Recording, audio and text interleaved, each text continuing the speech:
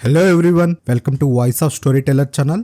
ఈ వీడియోలో రీసెంట్ గా రిలీజ్ అయిన కృష్ణమ్మ మూవీ స్టోరీ ఎక్స్ప్లెనేషన్ అయితే చూద్దాం. ఈ వీడియో చూసాక నా ఎక్స్ప్లెనేషన్ మీకు నచ్చినట్లయితే ఛానల్ కి సబ్స్క్రైబ్ చేయడం మర్చిపోవద్దు. ఇక లేట్ చేయకుండా స్టోరీలోకి వెళ్ళిపోదాం. కట్ చేస్తే కొండపల్లి అటవీ ప్రాంతంలో భద్ర ఇంకా కోటి ఓ గుంట తవ్వుతూ ఉంటారు. భద్ర గుంట తవ్వుతూ ఉన్నప్పుడు కోటి అక్కడున్న గుణపం తీసుకొని భద్ర పైన దాడి చేయడానికి ట్రై చేయగా భద్ర కోటిని కొట్టి పృహ తప్పేలాగా చేసి కోటిని ఒక చెట్టుకు కట్టేస్తాడు.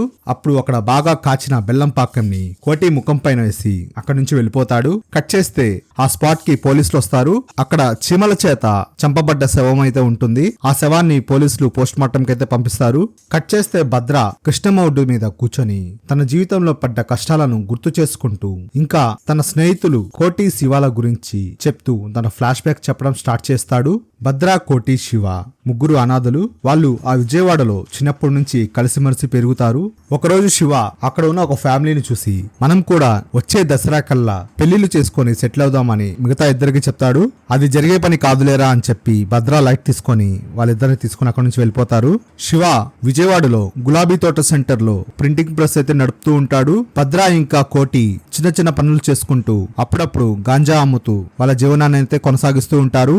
భద్ర ఇంకా కోటి దాస్ అనే గంజాయి డీలర్ దగ్గర పనిచేస్తూ ఉంటారు. దాసు వీళ్ళిద్దరికి పనిస్తుంటే ఆ గాంజాని డిస్ట్రిబ్యూషన్ చేయడం భద్ర ఇంకా కోటి వంతు. ఈ విధంగా పోలీసులకు దొరకకుండా చాలా తెలివిగా గాంజాని అయితే సరఫరా చేస్తూ ఉంటారు. కట్ చేస్తే మీనా అనే అమ్మాయి బందర్ నుంచి వచ్చి విజయవాడలో ఒక ప్రింటింగ్ ప్రెస్ లో పనిచేస్తూ ఉంటుంది. వాళ్ళ అమ్మకి ఆరోగ్యం బాగలేకపోవడంతో ఎలాగైనా డబ్బులు సంపాదించి ఆపరేషన్ చేయించాలని ఆ ఉద్యోగం చేస్తూ ఉంటుంది. మీనా పనిచేసే ప్రెస్ లో వర్క్ లోడ్ ఎక్కువ అవడంతో మీనా వాళ్ళ ఓనర్ కొంత పనిని బయట షాప్ అతనికి ఇచ్చుంటాడు. ఆ షాప్ ఎవరిదో కాదు, మన శివ ప్రింటింగ్ ప్రెస్సే. వర్క్ అయిందా లేదా అని తెలుసుకోవడానికి మీనా శివ వాళ్ళ ప్రింటింగ్ షాప్ కు వస్తుంది. ప్రింటింగ్ అంతా అయిపోయి మీనాకి శివ బుక్స్ అయితే హ్యాండ్ ఓవర్ చేస్తాడు. కానీ బుక్స్ మీద కవర్ పేజ్ పిల్లోడు కన్ఫ్యూజ్ అయ్యి బై మిస్టేక్ తలకిందుగా ప్రింట్ చేస్తుంటాడు. దానికి మీనా ఏమాత్రం ఒప్పుకోదు. శివతో గొడవపడి వాటికి నేను డబ్బులు ఇవ్వను అని చెప్పి అక్కడి నుంచి వెళ్ళిపోతుంది. దీంతో మన శివకి 15,000 రూపాయలు నష్టం వస్తుంది. తన ఫ్రెండ్ కి నష్టం వచ్చిందని తెలుసుకొని భద్ర ఇంకా కోటి సహించలేక మీనా దగ్గరికి వెళ్లి బలవంతంగా డబ్బులు లాక్కొని వచ్చి శివాకైతే ఇస్తారు. దీంతో మీనా పోలీస్ కంప్లైంట్ ఇస్తుంది. పోలీసులు భద్ర ఇంకా కోటిని పిలిపించి గట్టిగా అడిగినా కూడా ఏమాత్రం లాభం ఉండదు.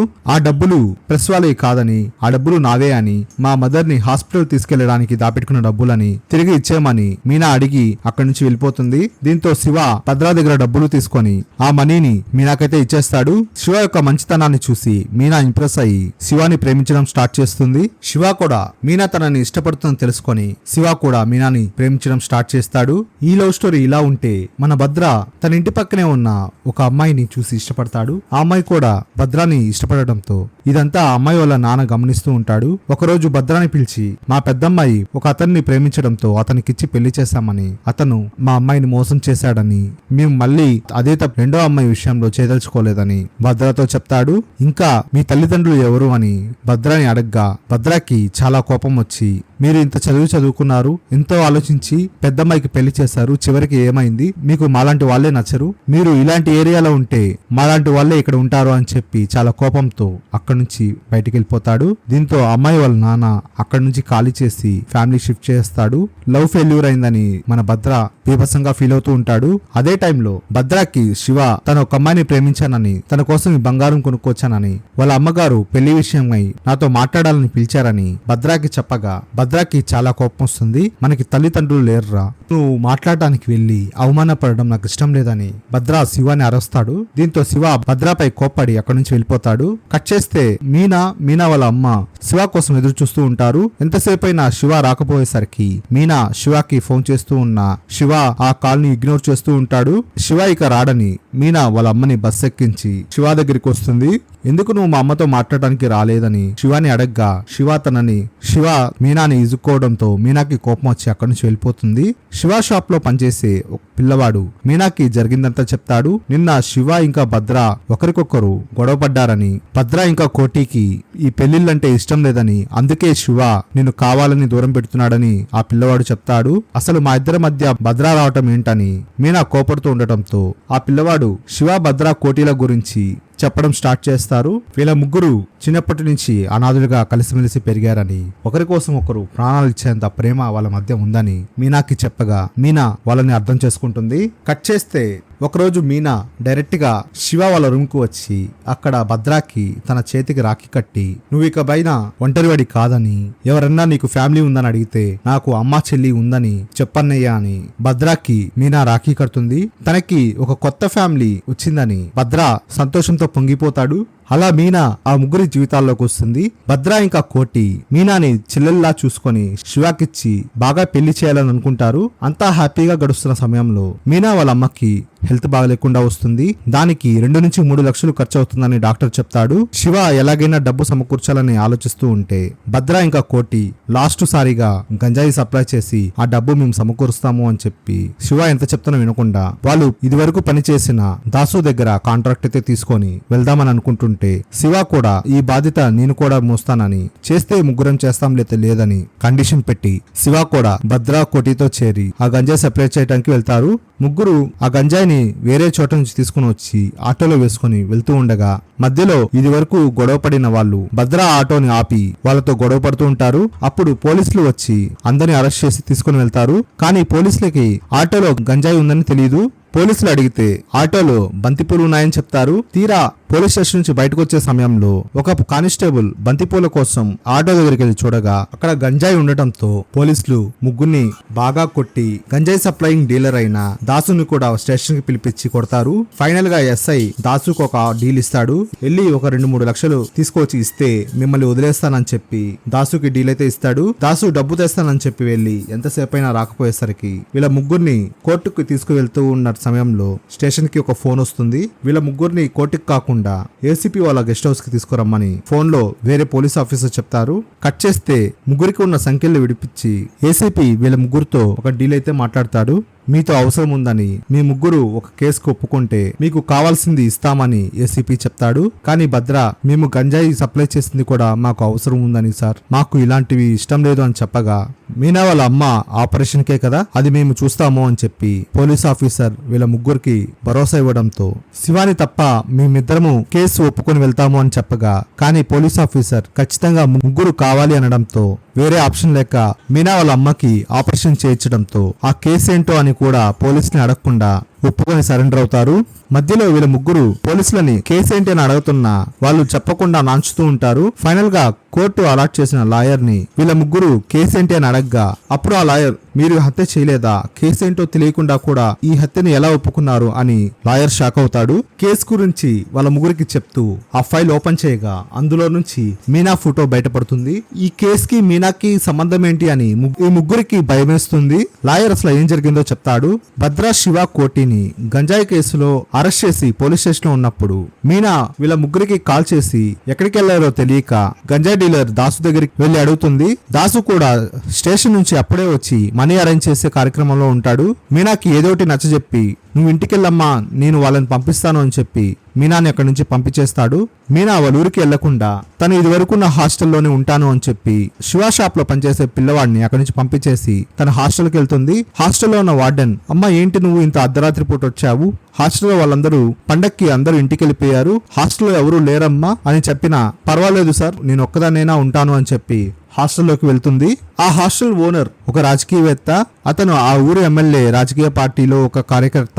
ఆ రోజు ఆ ఎమ్మెల్యే కొడుకుకి ఆ హాస్టల్ పైనే మందు పంపిస్తూ ఉంటారు. ఆ ఎమ్మెల్యే కొడుకు ఇంకా అతని స్నేహితులు ఇద్దరు తాగేసి వెళ్తున్న సమయంలో హాస్టల్ గదిలో ఒకటే కూర్చొని ఆలోచిస్తున్న మీనాని వాళ్ళు చూస్తారు. అప్పుడు ఆ ముగ్గురు మీనాని అత్యాచారం చేసి తనని చాలా ఘోరంగా చంపేస్తారు. హాస్టల్ ఓనర్ ఏం చేయాలో తెలియక ఈ విషయాన్ని ఎమ్మెల్యేకి చెప్తాడు. ఎమ్మెల్యే వాళ్ళ కొడుకుని ఈ పని చేసినందుకు బాగా కొడతాడు.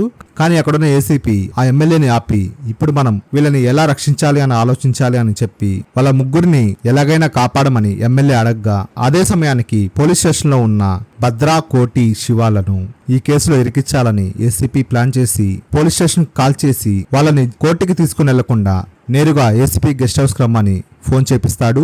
ఈ విధంగా మీరు ఈ కేసు వెనకాల ఉన్న డెప్త్ తెలియకుండా ఒప్పుకొని చాలా పెద్ద పొరపాటు చేశారని చెప్పి ఆ లాయర్ వాళ్ళని తిట్టి బయటకు వస్తాడు. బయట ఏసీపీ ఇంకా మిగతా పోలీసులు ఆ లాయర్ తో మాట్లాడి మీరు ఈ ముగ్గురిని ఈ కేసులో ఇరికిస్తే మీకు డబ్బు ఇస్తామని ఆఫర్ చేయగా ఆ లాయర్ ఒప్పుకోడు. ఏసీపీ డబ్బు చాలకపోతే మిమ్మల్ని జడ్జిగా ప్రమోట్ చేయిస్తామని చెప్పి లాయర్ కు ప్రమోషన్ ని ఆశ చూపిస్తాడు. దాంతో ఆ లాయర్ కూడా వీళ్ళతో చేతులు కలిపి కేసు ఇక మీ ఇష్టం అని చెప్పి పోలీసులకి ఆ కేసు వదిలేస్తాడు. పోలీసులు వీళ్ళ ముగ్గురిని ఎంత కొట్టినా వాళ్ళు ఆ కేసు ఒప్పుకోమని చెప్తారు. చివరికి ఏసీపీ ముగ్గురిని అర్ధరాత్రి బయటకు తీసుకువచ్చి నిర్దాక్షిణ్యంగా శివాని గన్నుతో కాల్చి చంపేస్తాడు. దీంతో భద్ర ఇంకా కోటి తన స్నేహితుడు నిర్జీవంగా పడిపోవడం చూసి అక్కడే కుప్పకూలిపోతారు. కానీ మన భద్ర మాత్రం తొందరపడకుండా పోలీసులు చెప్పిన మాట విని ఆ నేరం వాళ్ళ పైన వేసుకుంటారు. వీళ్ళిద్దరూ నేరం ఒప్పుకోవడంతో ఇద్దరిని సెంట్రల్ జైల్లో వేస్తారు. కోటికి ఎందుకు భద్ర ఇదంతా చేస్తున్నాడో అర్థం కాదు. కానీ భద్ర మాత్రం తన స్నేహితుని చంపిన వాళ్ళని తలుచుకుంటూ ఆ పొగని తన గుండెల్లో దాచుకుంటూ అలా 12 ఏళ్లు ఇద్దరు జైలు జీవితాన్ని గడుపుతారు. డ్రగ్ డీలర్ అయిన దాసు భద్ర ఇంకా కోటిలకు శిక్ష పడడంలో సహాయం చేయడం వల్ల అప్పుడప్పుడు పోలీసుల దగ్గరకు వచ్చి డబ్బులు తీసుకువెళ్తూ ఉంటాడు. తనకి డబ్బులు ఇవ్వలేక ఏసీపీ దాసును కూడా మర్డర్ చేయిస్తాడు. అలా 12 ఏళ్లు గడిచిన తర్వాత భద్ర ఇంకా కోటి జైలు నుంచి విడుదలవుతారు. విడుదలైన మరుక్షణం వాళ్ళ పగని ఎలా తీర్చుకోవాలి అని ఇద్దరు రగిలిపోతూ ఉంటారు. మొదటగా మీనాని పాడు చేసిన ముగ్గురిలో ఎమ్మెల్యే కొడుకు స్నేహితుల్ని ఇద్దరిని భద్ర ఇంకా కోటి దారుణంగా చంపేస్తారు. తర్వాత ఈ కేసులో ఇన్వాల్వ్ అయి వాళ్లకు ద్రోహం చేసిన ప్రతి పోలీస్ ఆఫీసర్ ని వెతికి మరీ ఒక్కొక్కరిని చంపేస్తూ ఉంటారు. అలా ఫైనల్ గా పెద్ద తలకాయ అయిన ఆ ఏసీపీ ఇప్పుడు ఐజీగా ప్రమోషన్ పొంది ఉంటాడు. డైలీ ఆ ఐజీ ఎక్కడెక్కడకు వెళ్తున్నాడు అని ఇద్దరు గమనిస్తూ ఉంటారు. ఒకరోజు ఐజీ జాగింగ్ చేస్తూ ఉన్న సమయంలో పొగలో నుంచి హఠాత్తుగా భద్ర అక్కడికి వచ్చి ఆ ఐజీని కొట్టి అక్కడి నుంచి దూరంగా అడవిలోకి తీసుకుని వెళ్ళిపోతారు. అక్కడ మన భద్ర ఒక గొయ్యి తవ్వుతూ ఉండగా ఆడే పడి ఉన్న ఐజీని చూసి కోపంతో రగిలిపోయిన కోటి అక్కడున్న గడ్డపార తీసుకుని వెళ్లి ఆ ఐజీని చంపబోతారు. స్టార్టింగ్ ఈ మూవీలో కోటి మన భద్ర పైన దాడి చేసినట్లుగా మనకి చూపిస్తారు. కానీ నిజానికి కోటి మన ఐజీని చంపడానికి వెళ్తున్నప్పుడు భద్ర కోటిని ఆపుతాడు. ఇలాంటి నీచుణ్ణి ఒక్క పోటు పొడిచి అంత ఈజీగా చంపకూడదని, తనకి క్షణం నరకయాతన ఉండేలా చావుని మనం ఇవ్వాలని అని కోటికి ఎంత చెప్పినా వినడు. దాంతో చేసేదేమి లేక కోటిని అక్కడున్న చెట్టుకు కట్టేసి అక్కడ ఒక పొయ్య వెలిగించి దానిపైన బెల్లం పాకంని తయారు చేస్తాడు మన భద్ర.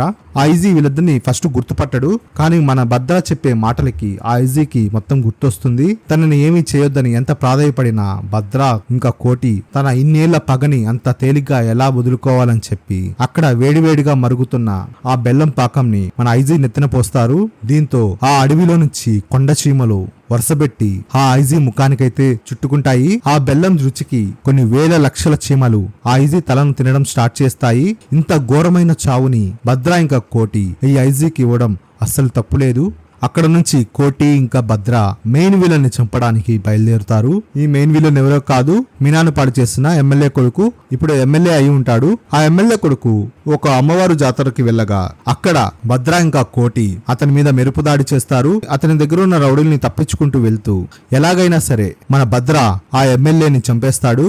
ఈ గొడవల్లో కోటి కూడా చనిపోతాడు. ఆ ఎమ్మెల్యేని చంపిన తర్వాత మన భద్రాని కూడా వాళ్ళ మనుషులు చంపేస్తారు. మన భద్ర చివరిగా కృష్ణమ్మ నదిలో పడి తన తుది శ్వాసనైతే విడుస్తాడు. ఈ విధంగా ఎక్కడో పుట్టి ఎవరికి పుట్టామో కూడా తెలియకుండా అనాథులుగా పెరిగిన ముగ్గురు ఒకరి కోసం ఒకరు బతికి చివరికి ఒకరి కోసం ఒకరు చనిపోతారు.